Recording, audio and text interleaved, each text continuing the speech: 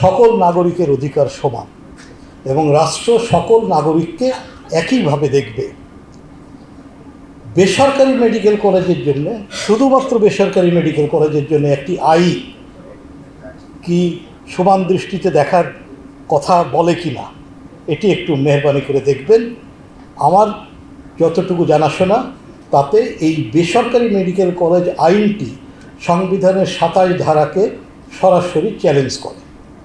তো যেহেতু আপনি সংবিধান রক্ষা করার শপথ নিয়েছেন, মেহরবানি করে দেখবেন যে এই আইনটি আদতেও দরকার আছে কিনা। কারণ বেসরকারি মেডিকেল কলেজের জন্য যদি আপনি একটি আইন প্রতিপালন করার চেষ্টা করেন যেটি সরকারি মেডিকেল কলেজের জন্য প্রযোজ্য না, বাই ডিফল্ট কিন্তু সকল নাগরিক এখানে সমান অধিকার পেল না। 4 বছর ধরে যে অটোমেশন চলছে, প্রতি বছরই কিন্তু মেডিকেল কলেজে সিট ফাঁকা যাচ্ছে।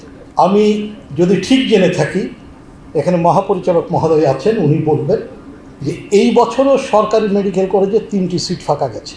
এখন এই যে সিট ফাঁকা যাওয়া, ইকোনমিক্সের ভাষায় যেটা অপরচুনিটি মিস করা, কারণ ওই 3টি, ওই 5টি, ওই 500টি স্টুডেন্ট ভর্তি হলে তাদের জন্য কিন্তু অপারেটিং কস্ট এক্সট্রা কিছু লাগতো না, কিন্তু এই 400-500 ডাক্তার থেকে দেশ বঞ্চিত হতো না।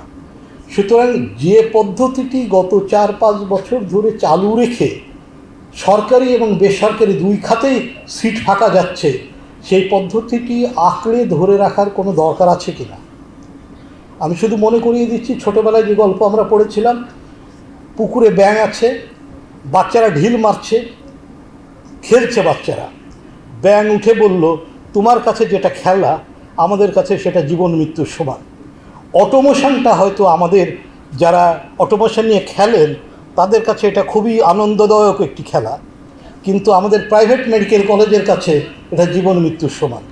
আপনি একটু মেহরবানি করে জিনিসটা এক্সামিন করে দেখেন যে এটা কি জাতির জন্য, দেশের জন্য উপকার আনছে না অপকার বয়ে আনছে। এই যে 2022 সালে যে আইনটাকে আমি চ্যালেঞ্জ করলাম সংবিধানে সাংঘর্ষিক বলে, সেই আইনটি যারা প্রণয়ন করেছেন আপনার মন্ত্রণালয় মাননীয় মন্ত্রী, তারা কিন্তু সেই আইনটাকে ডিফেন্ড করতে পারছে না। এই আইনে পরিষ্কার বলা আছে গভর্নিং বডির চেয়ারম্যান কে হবে, এই আইনে বলা আছে গভর্নিং বডিতে কোন জায়গা থেকে কয়জন মেম্বার আসবে, বিশ্ববিদ্যালয় থেকে একজন আসবেন, স্বাস্থ্য শিক্ষা অধিদপ্তর থেকে একজন আসবেন, একজন আসবেন হচ্ছে স্বাস্থ্য মন্ত্রণালয় থেকে। ঢাকা বিশ্ববিদ্যালয়, খুলনা মেডিকেল বিশ্ববিদ্যালয়, রাজশাহী মেডিকেল বিশ্ববিদ্যালয়, সিলেট মেডিকেল বিশ্ববিদ্যালয় কেউ গভর্নিং বডির এই আইনটি মানছে না, এবং আপনার মন্ত্রণালয় বিশ্ববিদ্যালয়কে এই আইনটি মানার জন্য প্রয়োজনীয় ব্যবস্থা গ্রহণও করতে পারছে না। তবে যে আইনটি তারা করে কিছু সুবিধা পাচ্ছেন, কিন্তু যে আইনটি বেনিফিট দিতে পারত প্রাইভেট মেডিকেল কলেজকে, এতগুলো রেগুলেটরি বডির একটা একক রেগুলেশন, এবং ওই আইনের কিন্তু 27 নম্বর ধারা, ইফ আই রিমেম্বার 27 অথবা 22 হবে, একটা পরিদর্শন কমিটির কথা বলা আছে, যে পরিদর্শন কমিটিতে বিএমডিসির প্রতিনিধি, ডিজি মেডিকেল এডুকেশনের প্রতিনিধি, মিনিস্ট্রির প্রতিনিধি, বিশ্ববিদ্যালয়ের প্রতিনিধি আসবেন, তারা একবারে ভিজিট করবেন। তাহলে কিন্তু এই 4 রেগুলেটরি বডির 4 বার ভিজিট করা, এবং আমি মোটামুটি চ্যালেঞ্জ দিয়ে বলতে পারি যে আপনি এই 4 আউটকাম যদি আসে, তাহলে 4 বার তারা আসবে কেন? 4 বার আসা মানে তো ভোগান্তির একটি ব্যাপার আছে।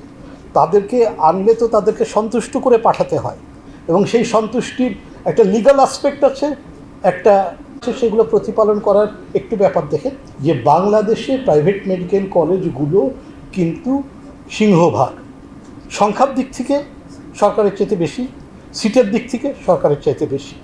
1400 কোটি টাকা প্রতি বছর বৈদেশিক মুদ্রা অর্জন করছে এই যে 45% ফরেন স্টুডেন্ট এনে, এবং এর বাইরে হচ্ছে এই যে স্টুডেন্টগুলো 6 বছর এখানে কাটায়, তার ফলে তারা যে ইকোনমিতে কন্ট্রিবিউট করে তার বাইরে কিন্তু।